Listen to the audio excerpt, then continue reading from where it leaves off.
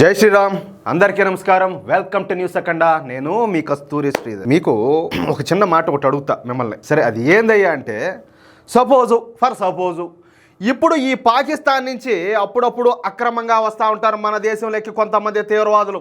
ఏది మన దేశం మీద దాడులు చేయాలని కావచ్చు, రకరకాల ఉద్దేశాలతో కావచ్చు. సరే, ఇదిగో ఒకడు వచ్చాడు తీవ్రవాది మన దేశంలో చొరబడినాడు, పలానా పట్టణంలో ఉన్నాడు, పలానా నగరంలో ఉన్నాడు, పలానా రాష్ట్రంలో ఉన్నాడు, లేకపోతే 3 వచ్చారు, 4 వచ్చారు, 5 మంది వచ్చారు, 10 మంది వచ్చినారు అని అంటే మనకి ఎట్లుంటుంది?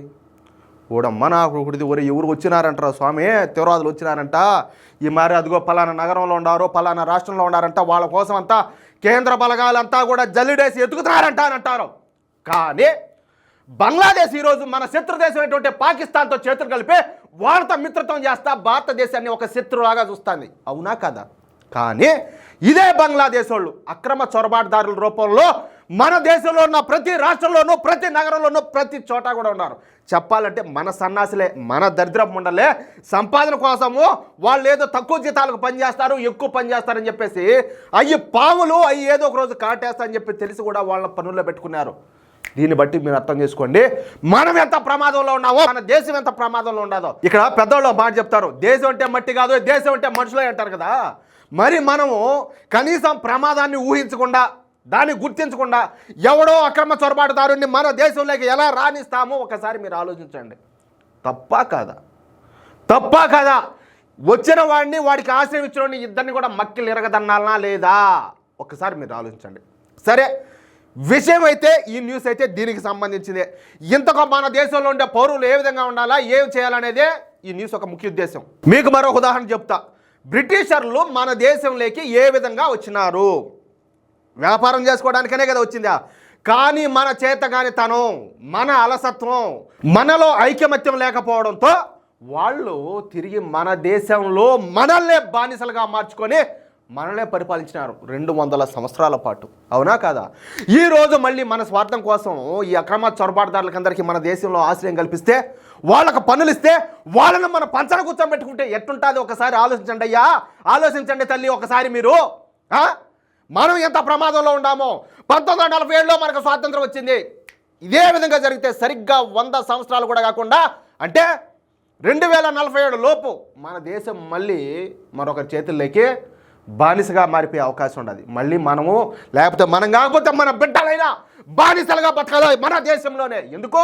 మన చేతగానితనం, మన అలసత్వం, మన స్వార్థం, మన నీచ నికృష్ట బుద్ధుల వల్ల. కాబట్టి ఇప్పుడు మనం మన దేశం కోసం ఎలా బతకాలా, ఏం చేయాలా, ఎవరిని ఆదర్శంగా తీసుకోవాలని ఇప్పుడు మీకు చెప్పే ప్రయత్నం చేస్తా కొన్ని ఉదాహరణలతో. త్రిపుర రాష్ట్ర రాజధాని అగర్తల. ఈ త్రిపుర అనేది మన ఈశాన్య రాష్ట్రాల్లో ఒకటి. సుదీర్ఘ కాలం పాటు కమ్యూనిస్టులు పాలించినటువంటి త్రిపురను ఆ తరువాత భారతీయ జనతా పార్టీ హస్తగతం చేసుకునింది. ఇక అక్కడి నుంచి త్రిపురను పెద్ద ఎత్తున మెడికల్ హబ్గా మార్చడం, అనేక స్కూల్స్, మెడికల్ కాలేజీలు నిర్మించడం, టూరిజాన్ని పెద్ద ఎత్తున ప్రోత్సహించడం జరిగింది. అర్థమవుతుందా? దీంతో త్రిపుర రాష్ట్రం ఇప్పుడు అభివృద్ధి దిశగా అడుగులేస్తుంది. ఇక త్రిపుర రాష్ట్రం ఈ బంగ్లాదేశ్కు తూర్పు వైపున ఉంటుంది. బంగ్లాదేశ్కు పశ్చిమ వైపున పశ్చిమ బెంగాల్ ఎలా అయితే ఉంటుందో, బంగ్లాదేశ్కు తూర్పు వైపున ఈ త్రిపుర రాష్ట్రం ఉండాలి. దీంతో త్రిపుర రాష్ట్రంలో పెద్ద ఎత్తున ఈ హాస్పిటల్ను నిర్మించడం, అంతేకాకుండా అనేక టూరిస్టు ప్రదేశాలు ఉండడంతో తూర్పు బంగ్లాదేశ్ ప్రజలు తమ వైద్య పరీక్షలకు ట్రీట్మెంట్ తీసుకోవడానికి, లేకపోతే ఈ డబ్బులు ఉన్న వాళ్ళు ఉంటారు కదా బాగా, ఏది ఆ దేశంలో కూడా కొంతమంది ఉంటారు కొద్దో గొప్ప, వాళ్ళు హనీమూన్ కోసం ఎక్కువగా మన త్రిపుర రాష్ట్రానికే వస్తూ ఉంటారు. ఇక్కడ ఆశ్చర్యపరిచే విషయం ఏంటంటే, బంగ్లాదేశ్ రాజధాని ఢాకాలో కన్నా మన త్రిపుర రాష్ట్రంలోనే మెడికల్ ఫెసిలిటీలు ఎక్కువగా ఉన్నాయంట. అంటే దీన్ని బట్టి బంగ్లాదేశ్ ఎలాంటి పరిస్థితుల్లో ఉండదో మనం దీన్ని బట్టి అర్థం చేసుకోవచ్చు. ఇక బంగ్లాదేశ్లో హిందువులపై జరుగుతున్నటువంటి అఘాయిత్యాలు, మారణకాండ, దారుణాల గురించి మనకందరికి కూడా తెలిసిందే. బంగ్లాదేశ్లో హిందువుల బ్రతుకులు ఛిద్రం అయిపోతున్నాయి. అంతేకాకుండా ఈ బంగ్లాదేశ్ జాంబిగాళ్ళు ఏకంగా మన భారతదేశం యొక్క త్రివర్ణ పతాకాన్ని కూడా అవమానపరుస్తున్నారు. కాళ్ళ కిందేసి తొక్కడం అంటే దారుణమైన నీచ నికృష్టపు పనులు చేస్తున్నారు. దీంతో తీవ్ర ఆగ్రహం వ్యక్తం చేసినటువంటి త్రిపుర రాష్ట్రంలోని డాక్టర్లు మొత్తంగా త్రిపురలోని అన్ని హాస్పిటల్స్లో ఈ బంగ్లాదేశ్ ప్రజలకు ట్రీట్మెంట్ రద్దు చేస్తా అంటే ఈ బంగ్లాదేశ్ నుంచి వచ్చిన వాళ్ళకి ఇంకా ట్రీట్మెంట్ చేసేది లేదంటూ ఒక సంచలనమైన ఒక అద్భుతమైన నిజమైన దేశభక్తులు అనిపించుకునే విధంగా ఒక నిర్ణయం అయితే తీసుకున్నారు. అంటే ఇకపైన త్రిపురలోని ఏ ప్రభుత్వ ప్రైవేట్ హాస్పిటల్స్లో కూడా బంగ్లాదేశీలకు చికిత్స చేయరు, వాళ్ళని అసలు హాస్పిటల్లో జాయిన్ చేసుకోరు.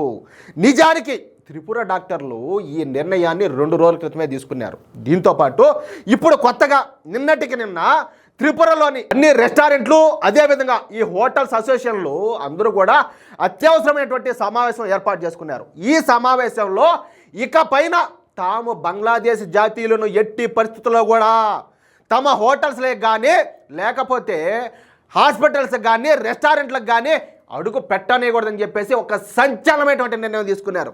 తమకు 4 రూపాయలు పోయినా పర్వాలేదు కానీ ఈ విశ్వాసం లేని, విద్యత లేని, విధేయత లేని ఈ బంగ్లాదేశ్ జాతీయులను మాత్రం తమ హోటల్స్కు రెస్టారెంట్లకు దూరంగా ఉంచాలని చెప్పేసి వీళ్ళు నిర్ణయం తీసుకున్నారు. నిన్న ఇందుకు సంబంధించినటువంటి నోటు కూడా అధికారికంగా మీడియాకి అయితే విడుదల చేశారు. అంటే ఇకపైన బంగ్లాదేశ్ జాంబీలకు త్రిపుర రాష్ట్రంలో నో ఎంట్రీ. అర్థమైందా? No entry. ఒకవేళ ఎవరైనా వస్తే వాళ్ళ బతుకులో బస్ స్టాండే. ఇక వాళ్ళను శంకరగిరి బాణ్యాలకు పంపిస్తారు, అక్కడికి ఇక్కడ కాదు. చిన్న రాష్ట్రం అయినప్పటికీ దేశాన్ని ధర్మాన్ని కాపాడుకోవడం కోసం త్రిపుర రాష్ట్ర ప్రజలు చూపిస్తున్నటువంటి ఐకమత్యానికి న్యూస్ అక్కడ హ్యాట్స్ ఆఫ్ చెప్తుంది. ప్రతి ఒక్కరు కూడా ఇదే విధంగా ఉండాలా, మన దేశాన్ని మనం కాపాడుకోవాలా, మన ధర్మాన్ని మనం కాపాడుకోవాలా, బంగ్లాదేశ్లో మన హిందూ సమాజం మీద జరుగుతున్నటువంటి దాడులను ప్రతి ఒక్కరు ఖండించాలా, వాళ్ళకు అండగా నిలబడవాలా. అవునా కదా? ఇది పుట్టుకొక అర్థం అంటే ఇది. అర్థమైందా? మీకు ఈ న్యూస్ నచ్చితే అదేవిధంగా నేను చెప్పింది కరెక్టే అని చెప్పి మీరు భావిస్తే ఈ న్యూస్ నలుగురికి షేర్ చేయండి. అలాగే తప్పనిసరిగా మీ యొక్క అమూల్యమైన అభిప్రాయాలను ప్రతి ఒక్కరు కూడా కామెంట్ రూపంలో తెలియజేయండి. అలాగే సబ్స్క్రైబ్ చేసుకోవడం మాత్రం మర్చిపోవద్దు. మనం అందించే న్యూస్ ప్రతి ఒక్కరికి చేరాలా, ప్రతి ఒక్కరిలో మార్పు రావాలా, ప్రతి ఒక్కరిలో కూడా దేశభక్తి అనేది పెంపొందాలా, ప్రతి ఒక్కరు కూడా ధర్మం కోసం నిలబడాలా. ప్లీజ్ సపోర్ట్ చేయండి. జై శ్రీరామ్.